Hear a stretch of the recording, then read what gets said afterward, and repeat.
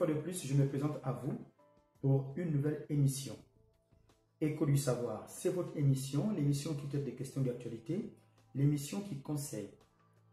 D'autres questions nous ont encore été posées par nos chers amis internautes qui nous suivent, que j'aime affectueusement appeler followers.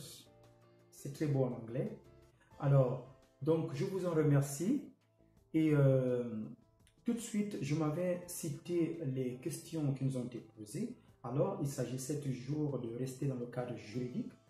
Il y a des personnes, nos followers, qui souhaitaient savoir qu'est-ce qu'on entendait par un ayant droit, qu'est-ce qu'on entendait par bâtonnier de l'ordre des avocats, c'est quoi un billet de sortie dans le cadre de l'administration pénitentiaire, et qu'est-ce qu'on entendait aussi par centre de détention, si on pouvait être un peu plus précis, la question qui m'est venue, qui m'a été posée. Donc, il y avait aussi la composition pénale qui nous a été posée aussi, le crédit de réduction de peine. Qu'est-ce que ça voulait dire exactement? Il y avait aussi la notion des coûts, parce que beaucoup disaient qu'ils entendent souvent parler des coûts, ou la levée des coûts, mais les coûts, qu'est-ce que cela signifiait? Il y a aussi la notion de juge de siège. Quelle différence? On entend juge, magistrat, procureur, mais juge de siège, qu'est-ce que cela veut dire exactement? Il y a pas mal de questions qui nous ont été posées. Il y a aussi la levée des coûts, donc les coûts, la levée des coûts. Il y a aussi, d'ailleurs en parlant de la levée des coûts, il me semble avoir fait déjà une émission dessus, la maison d'arrêt. Qu'est-ce qu'une maison d'arrêt? Cette question nous a aussi été posée. Le milieu fermé, parce que nos chers followers disent que lorsqu'on s'exprime, il y a une notion qui revient souvent, c'est milieu fermé, milieu ouvert. Quelle est la différence, le distinguo qu'on peut faire entre ces deux notions? Et il y a le ministère public, j'en ai parlé dans une précédente émission, mais je vais y revenir. Et enfin, la mise en examen. Voilà. On va commencer par l'ayant droit. L'ayant droit est une personne bénéficiant d'un droit en raison de sa situation juridique, sa situation fiscale ou d'un lien qu'elle a avec une personne qui est possesseur ou qui possède ce droit. Par exemple, vous êtes le fils, l'oncle, le neveu ou un membre de la famille d'une personne qui décède. Donc, cette personne peut par exemple faire de vous son ayant droit. C'est-à-dire que tous les biens dont la personne était le propriétaire peuvent vous revenir. C'est ça un ayant droit. Ce qui m'amène à la notion de bâtonnier de l'ordre des avocats. Un bâtonnier de l'ordre des avocats. Le bâtonnier de l'ordre des avocats, il faut savoir que c'est d'abord un avocat. C'est un avocat. Il assure le conseil de l'ordre des avocats. 1. Et 2. Il résout les éventuels conflits qui peuvent éclater ou qui peuvent surgir entre avocats. En plus de cela, il préside l'Assemblée générale. L'Assemblée générale et le conseil des avocats, comme je le disais tout à l'heure.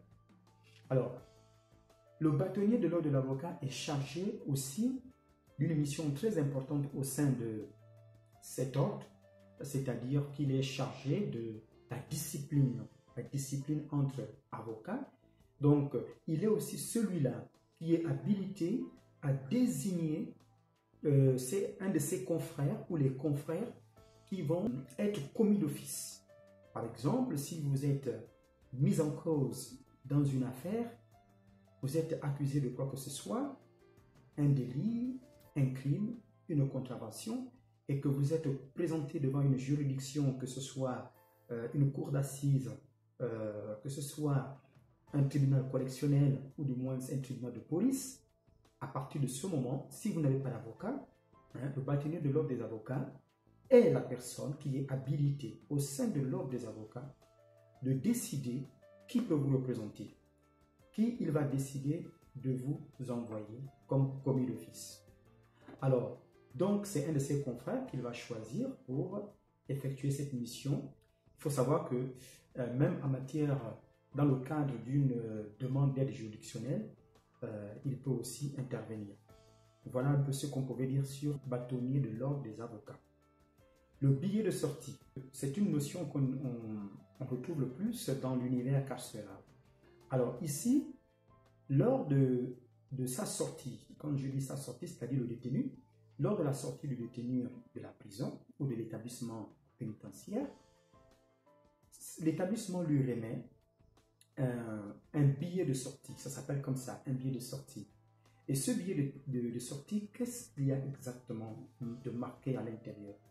Ce billet atteste tout simplement l'identité de la personne qui n'est plus détenue normalement. Ce billet atteste son identité.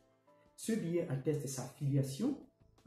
Ce billet atteste de sa nationalité, de son numéro d'immatriculation à la sécurité sociale.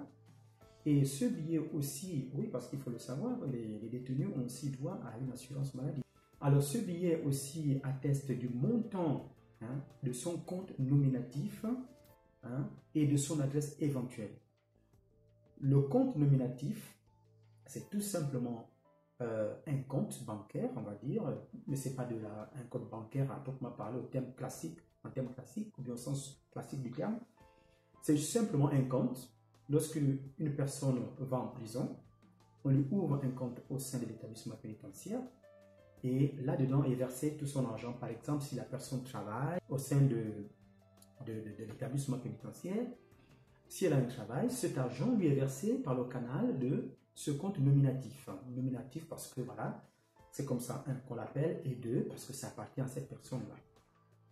Pour ce qui est du centre de détention, c'est un établissement où sont affectées les personnes condamnées à des peines supérieures à 2 ans. C'est ça un centre de détention. C'est un établissement où sont affectées les personnes qui sont condamnées à une peine d'emprisonnement supérieure à 2 ans. On doit comprendre par là que les personnes qui sont dans des centres de détention, ce sont les personnes qui sont vraiment préparées, qui ont une disposition à recouvrer la vie normale. C'est des personnes qui sont, on va dire, stables, mentalement, psychologiquement, psychiquement, socialement, maritalement, familialement, et j'en passe. Donc, c'est des personnes qui ont plus de chances de se réinsérer socialement, de revenir à la vie normale, de se réhabiliter, de se repositionner dans la société, de repartir de plus belle. Donc, c'est des personnes, entre guillemets, je n'aurais exagéré en disant que c'est des personnes que la prison n'a pas vraiment brisées sur le plan psychiatrique, psychique, psychologique, moral. Alors, ce qui m'amène sur la notion de centre de semi-liberté. Alors, le centre de semi-liberté, c'est des centres autonomes. Ils fonctionnent de manière autonome. Et ces centres reçoivent les condamnés admis au régime de semi-liberté, comme son nom le dit. C'est-à-dire que si vous avez bénéficié, par exemple, du régime ou de la procédure de l'aménagement de peine, et si le juge d'application des peines vous a accordé une semi-liberté, à partir de ce moment, vous êtes admis dans un centre de semi-liberté. Vous voyez, par exemple, pour y travailler ou pour recevoir un enseignement. Oui, il faut savoir qu'à l'intérieur de l'établissement pénitentiaire, il y a aussi l'école qui rentre dans la prison. Il y a pas mal d'associations qui interviennent en prison. J'en avais été membre moi-même, le GENEPI. C'est une association estudiantine très connue, célèbre, je crois, qui a été fondée, cofondateur, Robert Badinter, ancien ministre de la Justice française, je crois, et qui est aussi qui a été un fervent défenseur, qui a participé à la suppression ou à l'abolition de la peine de mort entre 1980 et 1982 ici en France. Voilà. Donc, ça c'est ce qui concerne en fait les semi-libertés. Il faut savoir aussi que pour ce qui est de semi-liberté, les personnes qui sont envoyées là-bas, non seulement pour y trouver pour travailler par exemple, bien pour suivre une formation, mais ils peuvent aussi aller pour recevoir un enseignement, une formation professionnelle, participer à la vie de leur famille aussi, ou subir un traitement médical. C'est important de préciser ces petits détails. Donc, les condamnés sont astreints à rejoindre l'établissement pénitentiaire dès la cessation de cette activité. Donc, il faut préciser que ces personnes-là qui vont dans les centres de semi-liberté ne vont pas finir leur peine là-bas. Ils vont pour passer du temps, comme pour des activités, des objectifs que je viens de définir, et après, c'est juste pour la période, qu'elles vont suivre leur formation, qu'elles vont participer à la construction de leur vie de famille, qu'elles vont suivre par exemple un enseignement ou pour travailler. Et une fois ces missions terminées, eh bien, vous repartez dans vos établissements d'origine. Alors, ce qui m'amène sur la notion de la composition pénale. La composition pénale n'est autre qu'une mesure déterminée par le procureur de la République, et homologuée par le juge du siège. On va revenir sur la notion de juge de siège. Donc, le procureur doit proposer à titre de sanction, à une personne qui reconnaît les faits. Si cette personne reconnaît les faits, le procureur lui propose une sanction. Et cette sanction doit évidemment être exécutée.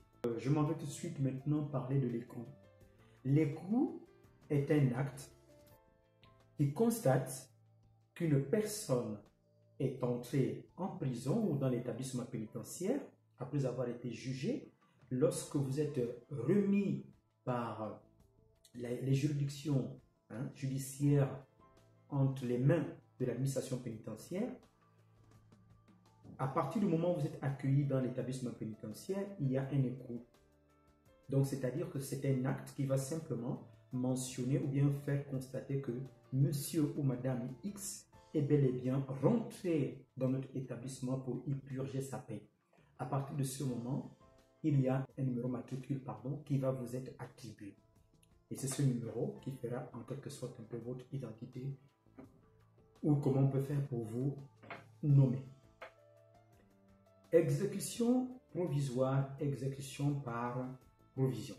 L'exécution provisoire et l'exécution par provision est tout simplement l'exécution immédiate d'une décision ordonnée par le tribunal sans attendre l'écoulement du délai de recours.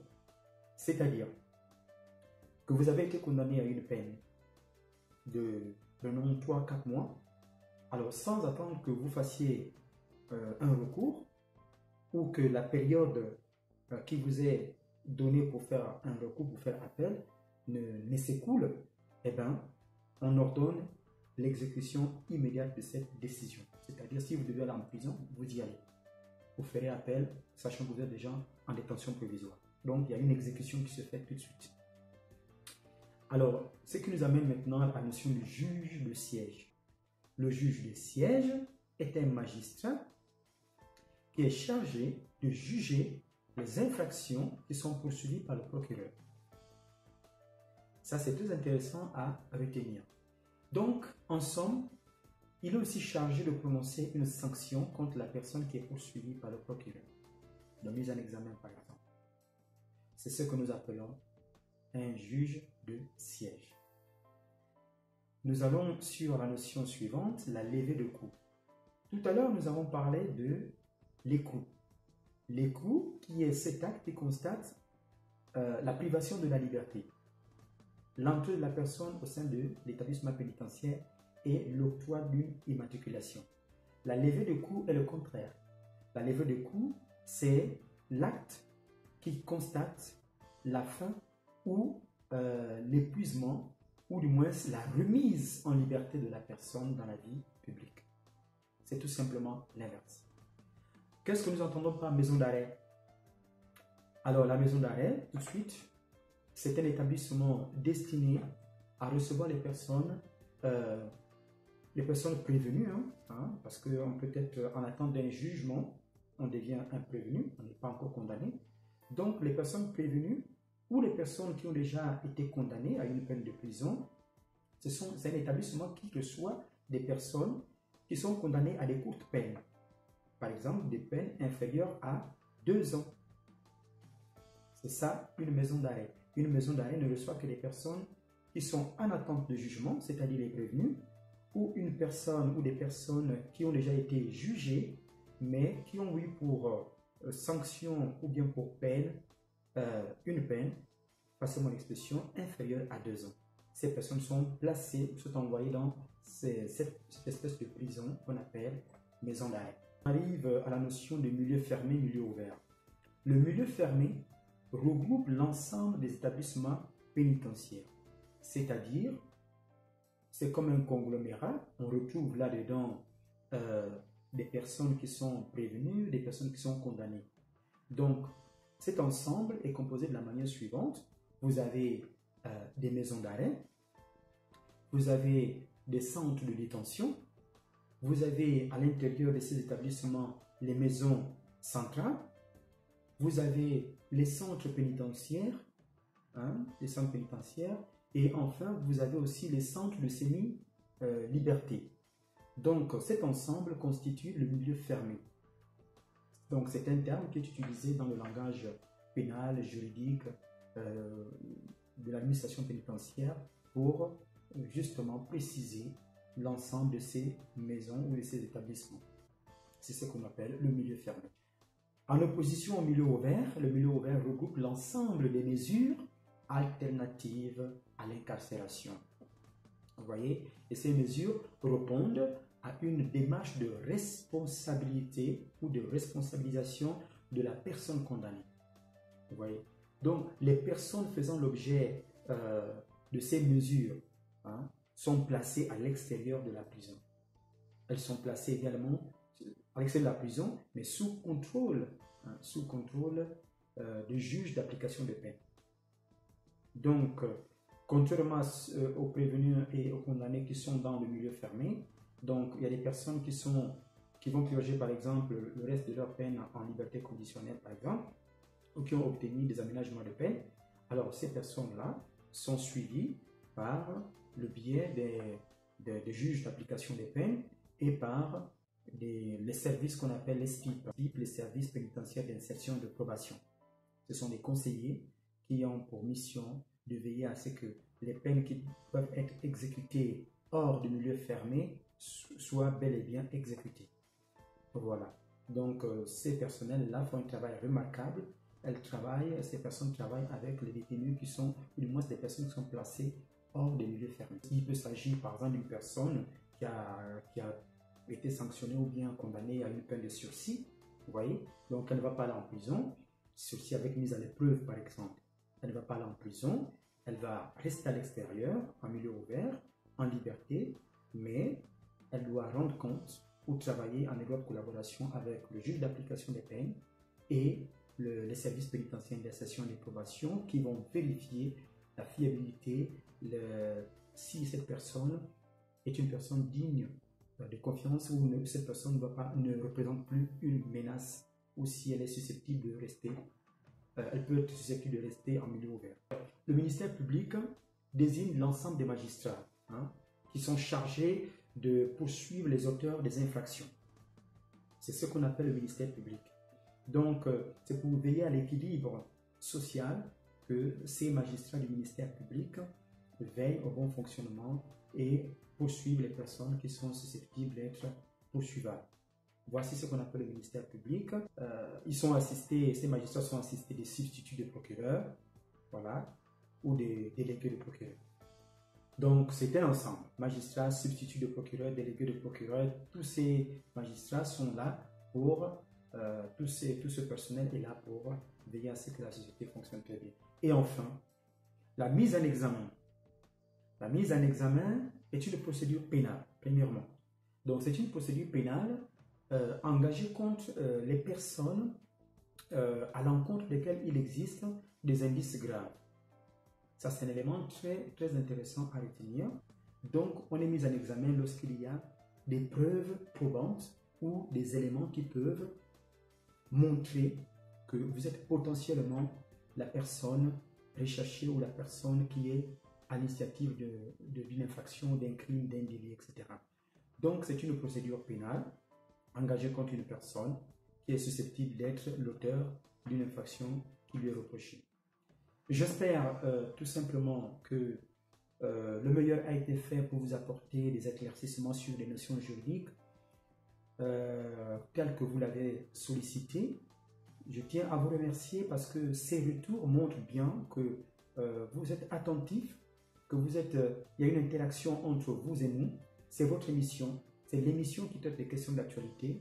Alors, n'hésitez pas à partager, à liker et à nous renvoyer toujours vos commentaires comme d'habitude. Ça nous fait toujours chaud au cœur. Écho du savoir s'arrête ici. Merci encore une fois de plus de nous avoir suivis et je vous dis à très bientôt.